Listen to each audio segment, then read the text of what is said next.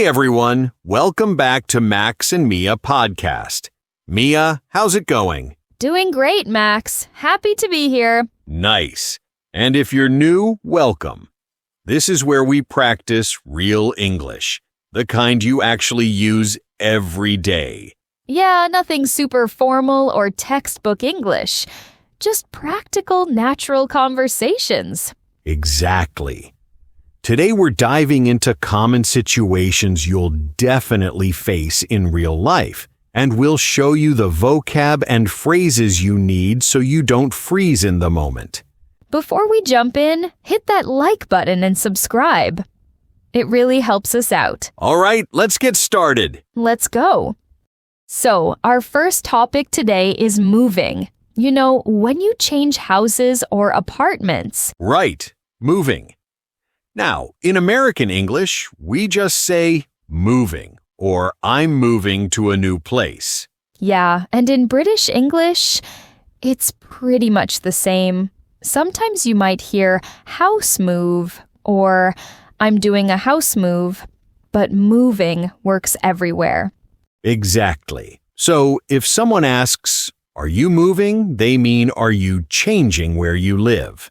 Now, let's talk about some keywords and expressions you'll definitely hear or need to use when you're moving. First one, moving company or movers. These are the people who help you transport your stuff from one place to another. In British English, you might also hear removal company or removals. Same thing, different word. Right. And then you have packing. That's when you put all your things into boxes before the move. Which is honestly the worst part. You always think you don't have that much stuff, and then you start packing and there are like 50 boxes. So true. Another important one, lease or rental agreement. That's the contract you sign when you rent a place. And if you're moving out, you need to give notice. That means telling your landlord that you're leaving, usually 30 days before. Exactly. You can't just disappear. You say something like, "I'm giving my 30-day notice," or "I need to give notice to my landlord." Another one, security deposit. That's the money you pay at the beginning when you move in, and you get it back when you leave, as long as you didn't damage anything. Right. And speaking of that, there's move-in inspection and move-out inspection. That's when you check the condition of the place. Super important. Take photos of everything when you move in, so if there's already damage, they can't blame you later. Good tip. Now, some common expressions. If someone says, "I'm relocating," that's a more formal way of saying you're moving, usually for work. Yeah, like, my company is relocating me to another city. And then there's settle in. After you move, you settle in to your new place. It means getting comfortable and organized. Like, it took me a few weeks to settle in after the move. Exactly. Oh, and housewarming party. That's a party you throw after you move into a new place to celebrate with friends. Right. You invite people over, and they usually bring small gifts for your new home. So those are some essential words and phrases for moving. Trust me, if you ever move to an English-speaking country, you'll need these. Definitely. Now, let's listen to a real conversation where you'll hear some of this vocabulary in action. Yeah, this is between two friends, Sarah and Tom. Sarah is moving to a new apartment, and Tom is helping her out. Pay attention to how they use these words naturally. All right, here we go. Hey, Tom. Thanks so much for coming over to help. I really appreciate it. No problem at all. That's what friends are for, right? So, how's the packing going? Honestly, it's been a nightmare. I thought I'd be done by now, but I keep finding more stuff. I didn't realize I had this much junk. Yeah, moving has a way of showing you how much stuff you've accumulated. Have the movers confirmed what time they're coming tomorrow? They said between 9 and 11 in the morning. Typical moving company, right? Can't give you an exact time. Yeah, that's pretty standard. So, what still needs to be packed? Most of the kitchen stuff, and I haven't even started on the bedroom yet. Oh, and I need to take apart the bed frame. All right, well, I'm here for a few hours, so let's tackle the kitchen first. Do you have enough boxes? I think so. I picked up a bunch from the grocery store yesterday. They're in the living room. Perfect. By the way, did you do the move-out inspection with your landlord yet? Not yet. That's scheduled for Friday afternoon after everything's out. I'm a bit worried about getting my security deposit back, to be honest. Why is that? The place looks fine to me. Well, there's a small stain on the carpet in the bedroom. My cat knocked over a plant a few months ago, and I couldn't get it completely out. Did you try that carpet cleaner I told you about? Yeah, it helped a bit, but you can still see it if you look closely. I'm just hoping my landlord doesn't make a big deal out of it. When did you give your notice? Was it 30 days? Actually, I gave 45 days because I wanted to be safe. The lease said 30 minimum, but I figured the extra time would help with finding a new place and everything. Smart move. Speaking of the new place, when do you get the keys? Tomorrow afternoon. I'm so excited. The apartment is bigger than this one, and it has a balcony. Nice. Are you doing a move-in inspection there? Yeah, the landlord said we'd walk through together when I pick up the keys. I'm definitely taking photos of everything this time. Last time I moved, there was already a crack in the bathroom tile, but I didn't document it, and they tried to charge me for it when I left. That's frustrating. Always good to have proof. So, have you hired movers for tomorrow, or are we doing this ourselves? I hired a moving company. After the last time we moved my couch up 3 flights of stairs, I swore I'd never do that again. I remember that. My back hurt for a week. Good call on the movers. Yeah, they quoted me $400 for the whole thing. Not cheap, but worth it for my sanity. That's reasonable. Are they packing too, or just transporting? Just transporting. Packing myself saves money, even though it's a pain. Makes sense. Oh, are you planning a housewarming party once you're settled in? I'd like to. Maybe in a few weeks. I need time to settle in first, unpack, organize, figure out where everything goes. Yeah, it always takes longer than you think to feel at home in a new place. Exactly. Plus, I want to paint the living room before I have people over. The walls are this weird beige color right now. Did your landlord say that's okay? Yeah, as long as I use neutral colors. No bright pink or anything crazy. Would you actually paint a room bright pink? Maybe not pink, but I was thinking about a nice blue for the bedroom. Anyway, I'll deal with that later. Right now, I just need to get through this move. One step at a time. All right, let's start wrapping these dishes. Do you have newspaper or bubble wrap? There's bubble wrap in that bag over there. And be careful with the wine glasses. Those were a gift from my mom. Got it. I'll be extra careful. So, is the new place closer to your work? Actually, it's about the same distance, but in a quieter neighborhood. Less traffic noise, which I'm really looking forward to. That'll be nice. This street can get pretty loud, especially on weekends. Tell me about it. I can't wait to sleep past 7 a.m. without hearing garbage trucks and car horns. Fair enough. Okay, I'm starting with these plates. Hand me that box. Here you go. Thanks again for helping, Tom. I owe you dinner once I'm settled. I'll hold you to that. Now, let's get this done so you can start fresh in your new place. All right, so that was Sarah and Tom getting ready for moving day. Yeah, you could really hear how naturally that vocabulary came up. Things like security deposit, move-out inspection, settling in, all in a real conversation. Exactly. It wasn't forced at all. That's how people actually talk when they're moving. Now, speaking of moving into a new place, there's something else that almost everyone needs to deal with right away. Oh, let me guess. Internet?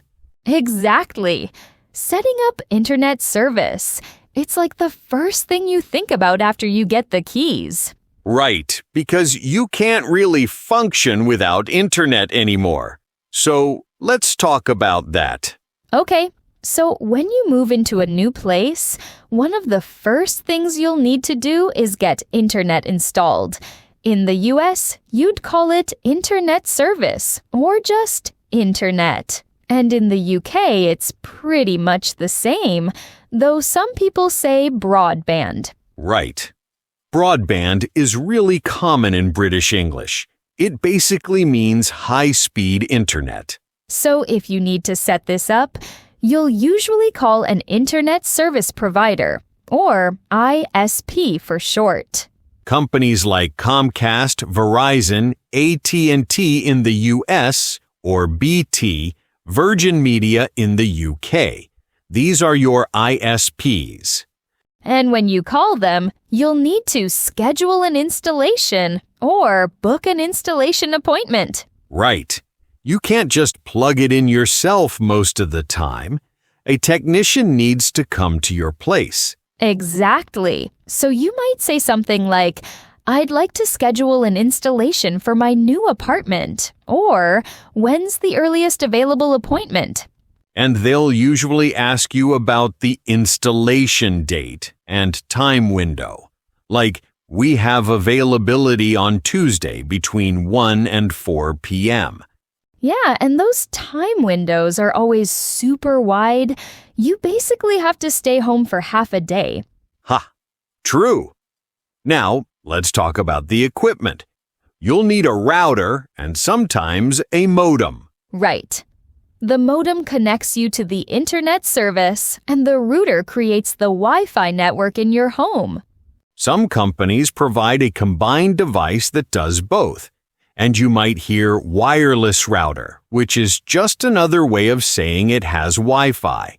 When the technician comes, they'll do the setup or installation. They'll connect everything and make sure it's working. And then you'll need to choose your network name. That's your Wi-Fi name. And create a password. Super important. Don't leave your Wi-Fi without a password, or your neighbors will use it. Good point. Now, some other useful terms. Internet speed, or connection speed. This is usually measured in megabits per second, or Mbps. Right. Like, I have 100 megabits per second, or they offer speeds up to 500 megabits per second. The higher the number, the faster your internet. And if your internet stops working, you might need to reset the router or reboot the modem. That usually fixes most problems. Yeah, the classic turn it off and on again. It actually works most of the time. Now, let's talk about some related situations, like when you're traveling. Right. So if you're staying at a hotel, you'll probably need to ask about Wi-Fi. You can say, does the room have Wi-Fi? Or, what's the Wi-Fi password? In some hotels, it's free, but in others, you might need to pay for it. You could ask, is Wi-Fi included? Or, is there a charge for internet access? Another traveling option is getting an eSIM. This is a digital SIM card that you can install on your phone without needing a physical card. Right?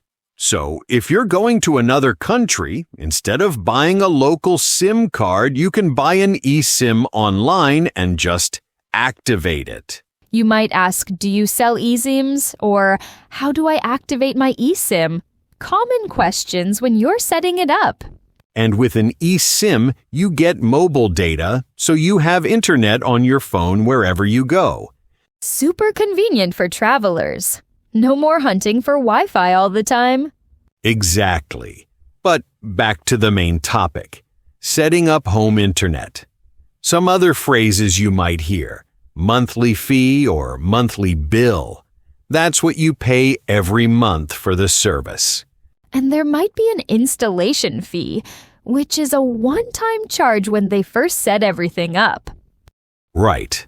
Sometimes companies waive that fee if you sign up for a longer contract, like 12 or 24 months. Oh, and contract is important. That's the agreement for how long you'll use their service. Some require a contract, others are no contract or month to month. Good to know before you sign up. If you move again soon, you don't want to be stuck paying for service you're not using. Exactly. All right, so those are the key words and phrases for dealing with internet service, whether at home or while traveling. Now let's hear how this sounds in a real conversation. This is Jessica calling an internet service provider to set up service at her new apartment. Listen for those key terms we just talked about. Here we go. Good afternoon. Thank you for calling ConnectNet. My name is David. How can I help you today? Hi, David. I just moved into a new apartment and I need to get internet service set up. Congratulations on the new place. I can definitely help you with that. Can I get your address first? Sure, it's 428 Maple Street, apartment 3B. Perfect. Let me check what's available in your area. Okay, great news. We offer service there. Are you looking for internet only, or would you like to bundle it with TV or phone service? Just internet for now. I mostly stream everything anyway. That's what most people do these days. All right, so we have 3 main packages. Our basic plan is 100 megabits per second for $45 a month. The standard is 300 megabits for $65, and our premium is 500 megabits for $85 a month. What would you recommend? I work from home a few days a week, and I do a lot of video calls. For video calls and working from home, I'd suggest at least the 300 Mbps plan. That'll give you plenty of speed for streaming, calls, and downloading files without any lag. Okay, that sounds good. Let's go with the 300 plan. Excellent choice. Now, there is a one-time installation fee of $75, but if you sign up for a 12-month contract, we can waive that fee. Oh, that's helpful, yeah. I'll do the 12 months. I'm planning to stay in this apartment for at least a year anyway. Perfect. So your monthly fee will be $65 and there's no installation charge. We'll also provide the modem and router at no extra cost. Great. When can you come install it? Let me check our schedule. We have availability this Thursday between 10 a.m. and 2 p.m. or Friday between 1 and 5 p.m. Which works better for you? Thursday works. I can take the morning off. Will the technician call before coming? Yes, you'll get a text message about 30 minutes before the technician arrives with their estimated arrival time. Perfect. And how long does the installation usually take? Typically about an hour, maybe a bit less if everything goes smoothly. The technician will set up the equipment, make sure everything's working properly, and help you create your Wi-Fi network name and password. Okay, sounds straightforward. Oh, one more question. Is there a data cap or is it unlimited? All our plans come with unlimited data, so you don't need to worry about going over any limits. That's a relief. I had a data cap at my last place and it was so annoying. Yeah, we get that complaint a lot about other providers. We keep it simple. Unlimited data, no surprises. Awesome. So just to confirm, it's $65 a month for 300 Mbps, unlimited data, no installation fee because of the 12-month contract, and you're coming Thursday between 10 and 2. That's exactly right. And just so you know, your first bill will be prorated since we're installing mid-month. Oh, okay. What does that mean exactly? It means you'll only pay for the days you actually have service this month, not the full month. So your first bill will be a bit lower. Got it. That makes sense. And when does the billing cycle start? Your billing cycle starts on the installation date, so this Thursday. You'll get your first bill at the end of the month. Perfect. Can I set up automatic payments? Absolutely. You can do it through our website. Just log into your account and add your payment method there. Great. I'll do that. Perfect. I've got that set up. You'll receive a confirmation email within the next few minutes with all your account details and the installation appointment. Excellent. Is there anything I need to do before Thursday? Nope. Just make sure someone's home during that time window. The technician will take care of everything else. Sounds good. Thanks so much for your help, David. You're very welcome, Jessica. Enjoy your new place and your new internet service. So there you have it. That's pretty much how it goes when you're setting up internet at a new place. Yeah, and you could hear all those terms we mentioned. The installation fee, the time window, the megabits per second speeds, unlimited data. Right. And notice how Jessica asked about the data cap. That's a smart question to ask because some providers do limit you. Exactly. Always good to clarify those details up front so there are no surprises later. All right, so we've covered moving and setting up internet. Both super practical topics that you'll definitely encounter if you're living in an English-speaking country. And hopefully you picked up some useful vocabulary and phrases that'll make these situations easier. Now, before we wrap up, we just want to say thanks for listening. We really hope this episode was helpful for you. If you enjoyed it, remember to give us a like and subscribe. We put out new episodes every week with more practical English conversations. And if there's a topic you'd like us to cover in a future episode, let us know in the comments. We actually read those and we take suggestions seriously. For sure. We want to make content that's actually useful for you guys, so your feedback matters. All right, that's it for today. Stay curious, practice your English, and we'll catch you in the next episode. See you next time. Bye, everyone.